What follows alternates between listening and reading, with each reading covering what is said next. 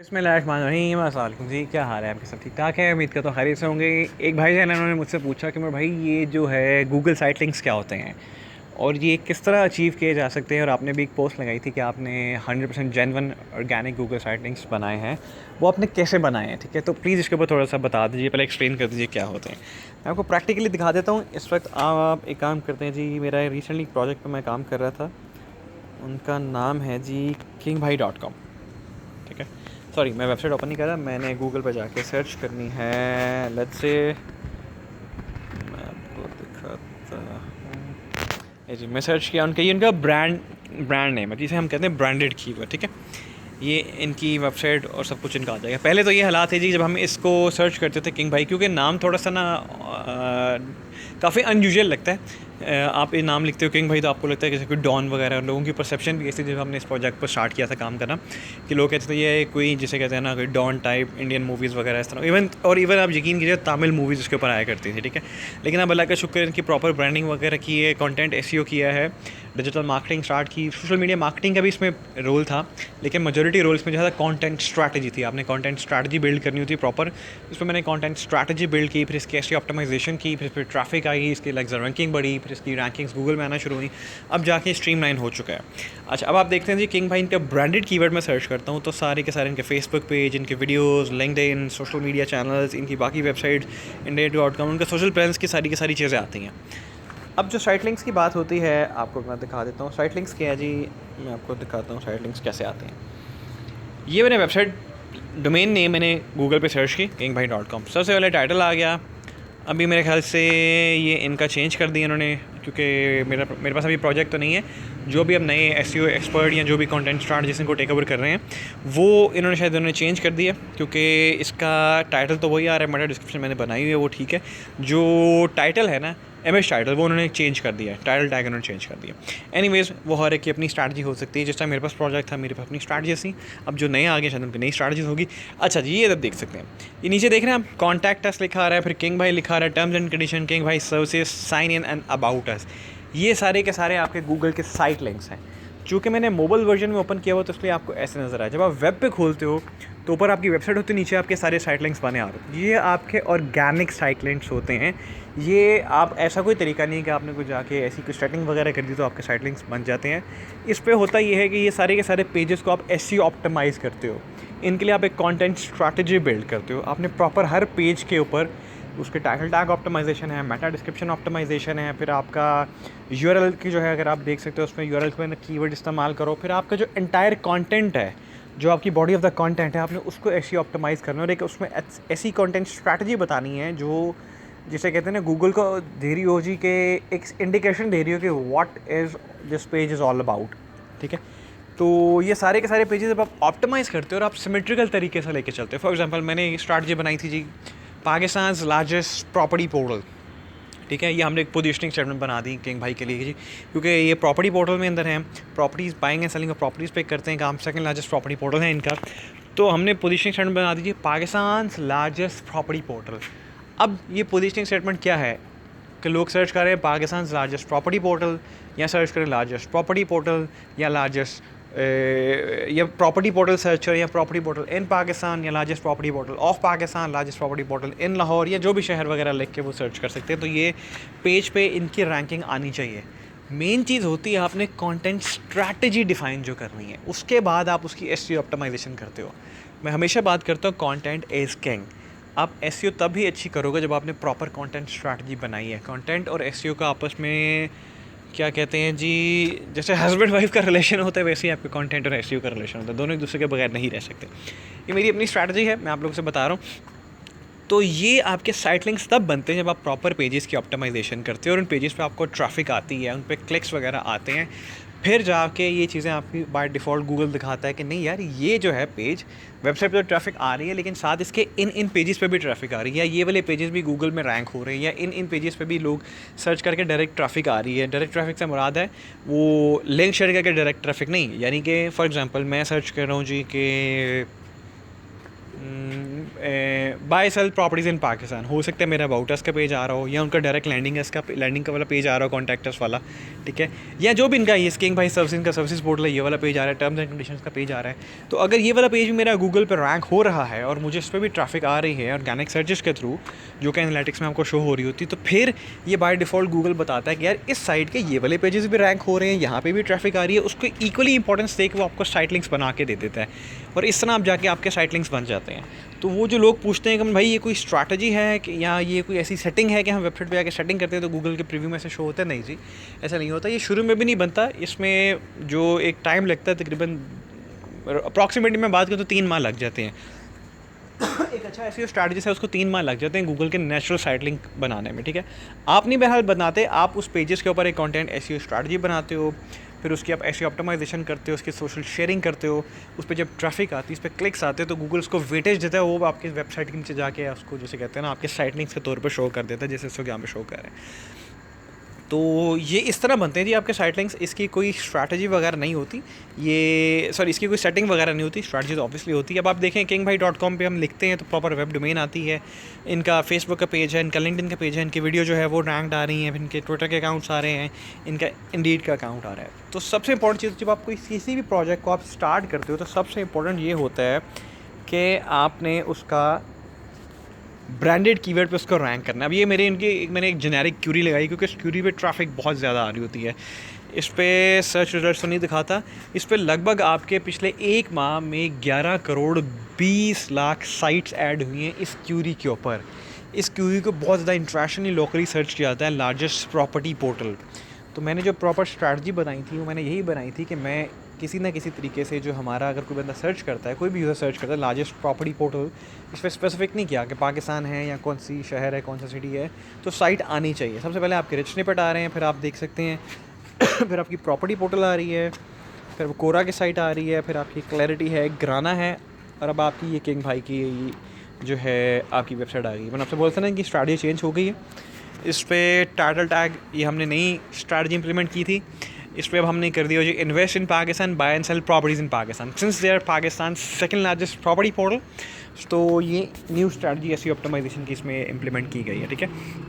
तो ये देखें, ये प्रॉपर स्ट्रैटेजी होती है कि आप इस तरीके से साइट लिंक्स भी क्रिएट कर सकते हो। और अब जब आप एसईओ की बात करते हो, काफ़ी लोग पूछते हैं भाई एसईओ जो है वो आप कैसे करते हो, मतलब ऐसा क्या आप में, ऐसा क्या कोई सीक्रेट सॉस है, क्या है? देखो यार, मैं ऑन रिकॉर्ड बोल रहा हूँ, देखो मैं जो एसईओ करता हूँ, मैं कोई बैकलिंक्स वगैरह नहीं ख़रीदता, ना ही मैं कोई गेस्ट ब्लॉगिंग करता हूँ, ना ही मैं कोई पोस्ट वगैरह जाके किसी तीसरे की साइट पे जाके पब्लिश करता हूँ।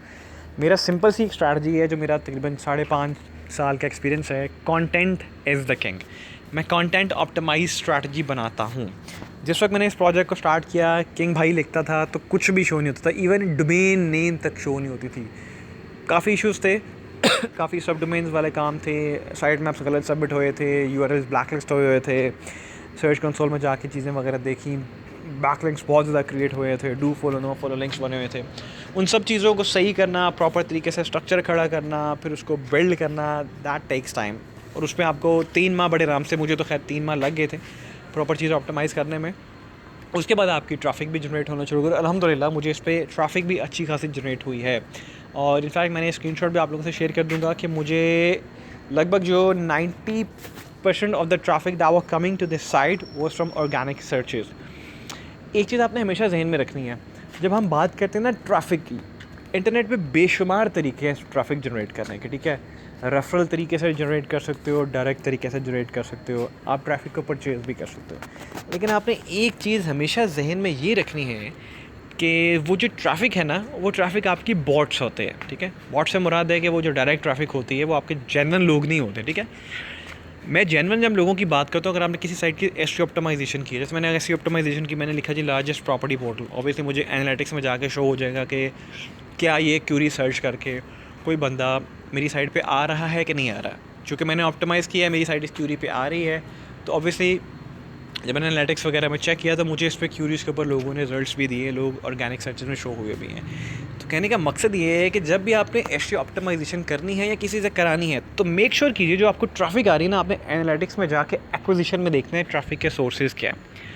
मेजॉरिटी लोग हैं वो कहते हैं जी हमने एसईओ ऑप्टिमाइजेशन किया और हम ट्रैफिक लेके आ गए, लेकिन उनकी ट्रैफिक जो है वो डायरेक्ट सोर्स से आ रही होती है। एसईओ ऑप्टिमाइजेशन की जो ट्रैफिक होती है वो कभी भी डायरेक्ट सोर्स से नहीं आएगी।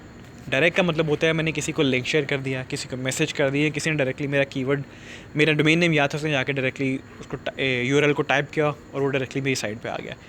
ऑर्गेनिक सर्च का मतलब होता है कि उसने कोई ना कोई कीवर्ड सर्च किया, उस कीवर्ड पे उसे मेरी साइट नज़र आई गूगल के पहले, दूसरे, तीसरे, चौथे, जो मर्जी पेज पे जहाँ तक वो जाएगा, फिर वहाँ से उसने साइट पे क्लिक किया और फिर वो मेरी साइट पे आया। अब वो जो साइट पे मेरी आया है किस क्यूरी के अगेंस्ट आया, वो एनालिटिक्स में जाके मेजॉरिटी केसेस में आपको दिखा दिए जाते हैं। हाँ, एनालिटिक्स में ये भी होता है कि वो नॉट प्रोवाइडेड में बहुत से कीवर्ड्स बताया, तो उसमें आपको पता नहीं चल रहा होता, फिर आप सर्च कंसोल को देख लेते हो, ठीक है।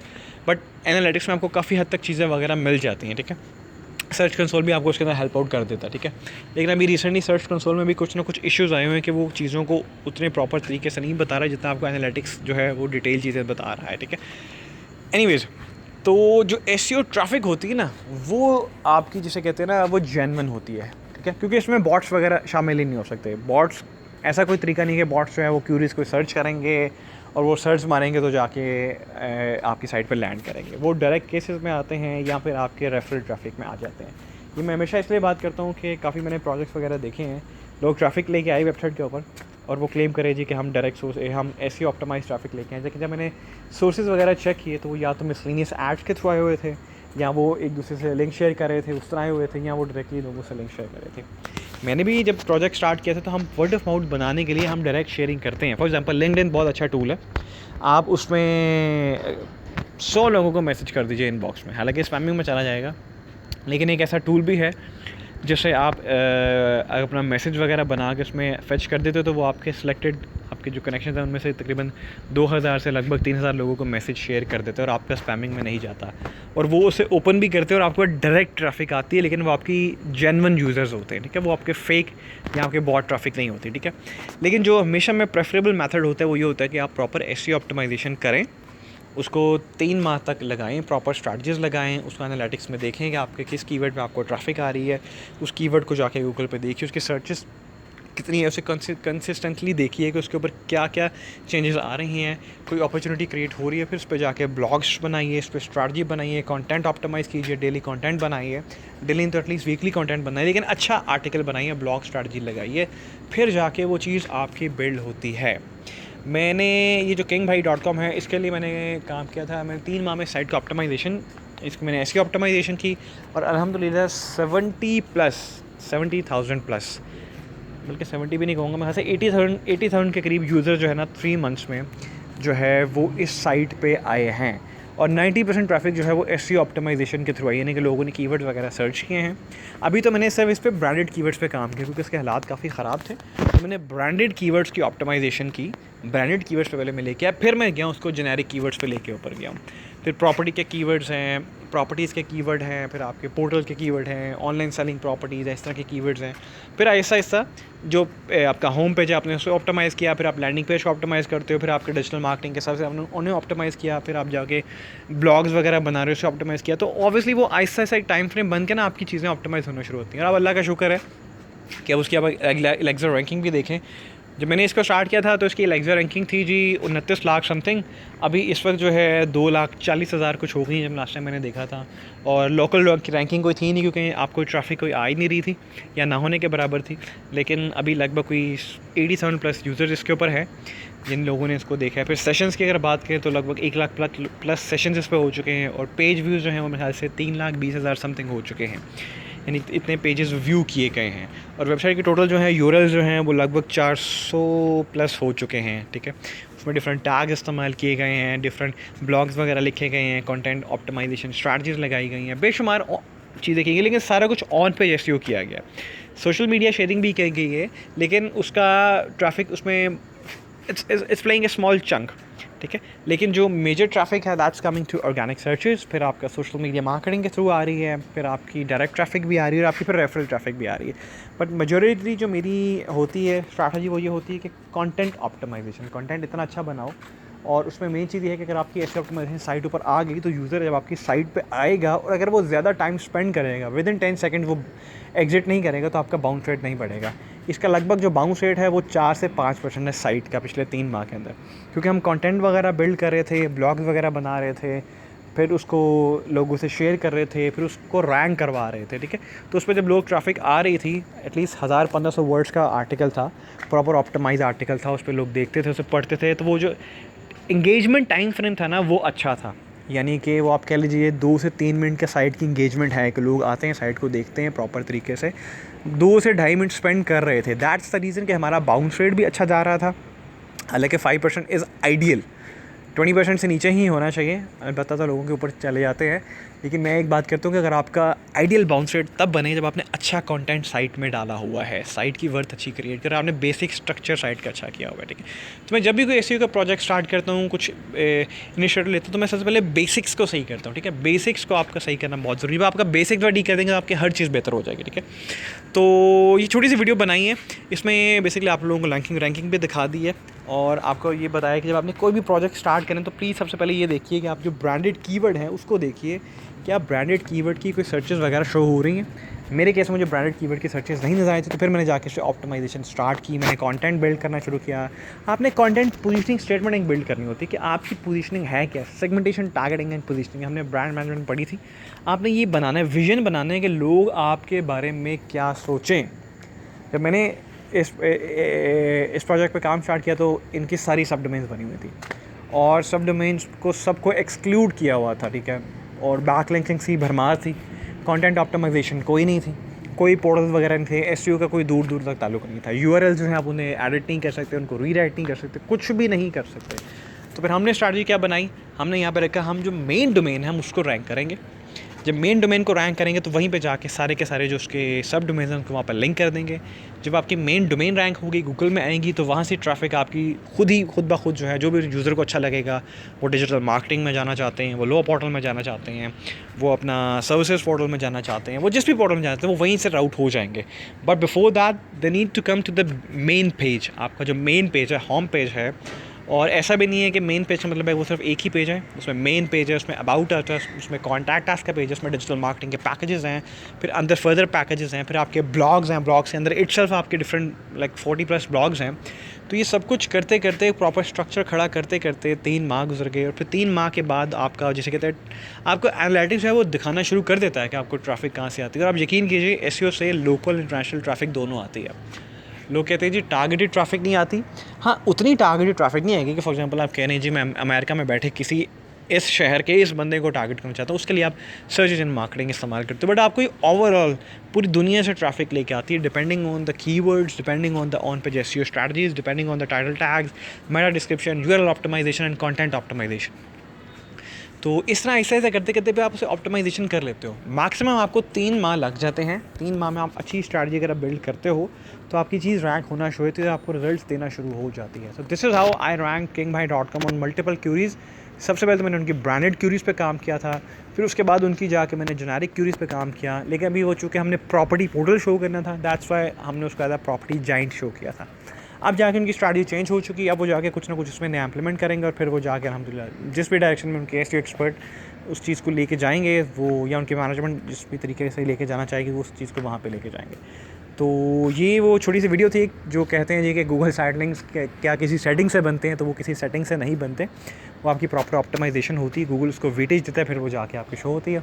और जैसा भी आपकी मई 2020 की आपकी जो है गूगल की अपडेट आई है, उसमें तो कंटेंट रेलिवेंसी बहुत मैटर करती है। जिन साइट्स पे कंटेंट अच्छा है, जिन साइट्स के ऊपर अच्छी ऑन पेज एसईओ हुई है, जिनकी कंटेंट ऑप्टिमाइजेशन अच्छी हुई है, गूगल ने उन साइट्स को फर्स्ट पेज पर रैंक कर दिया है। और जो 10 से 20 साल पुरानी साइट्स हैं जो रेलिवेंट नहीं थी, जिन पे कंटेंट रेलिवेंसी नहीं थी, गूगल ने उनको तीसरे चौथे पेज पे ले गया है।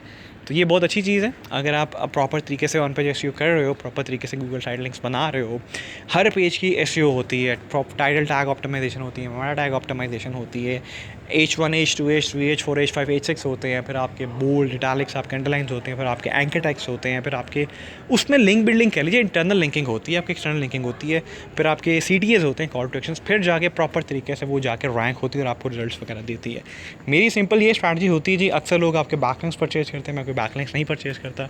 और मैं हमेशा ये कहता हूँ कि आप जब रैंक कर रहे हो तो वो आपको एनालिटिक्स में हर चीज़ आपको स्ट्रैटेजी दिखाती है, हर चीज़ आपको स्ट्रैटेजी वहाँ से मिलती है। आप एनालिटिक्स से जाके हर स्ट्रैटेजी को इम्प्लीमेंट कर सकते हो, ठीक है। So that's how I have rank king bye dot com on first page of Google में वेरियस क्यूरीज। और ये मेरी एसईओ की स्ट्रैटेजीज होती है जो मैं आपसे शेयर करता रहता हूँ। आई होप आपको वीडियो अच्छी लगी होगी। अपना फीडबैक दीजिएगा, दुआ में रखिएगा। पाकिस्तान जिंदाबाद।